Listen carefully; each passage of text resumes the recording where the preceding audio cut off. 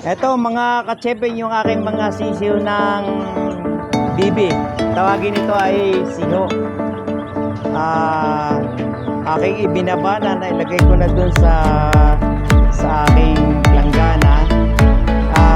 Bali, hindi naman planggana to eh. Binibilang ko siya. Ito.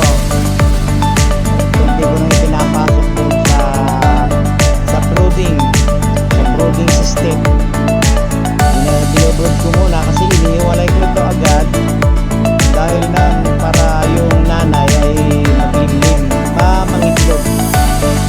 Ito yung unang araw ng umpisa ng siho at aking nilalagay dito sa brooding system, brooding area. So aking yan,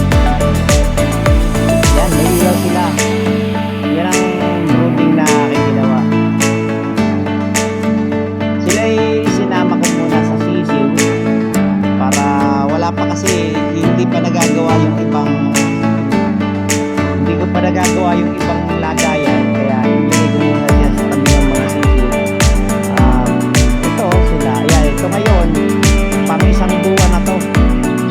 Ito pang isang buwan na yan, yung mga sisiw na nauna nyo nakita. Ito na sila kalabito, ganda, wala namang bawas dahil ito yung aking araw-araw ay na. Ito sa kabilang area naman, ito yung mga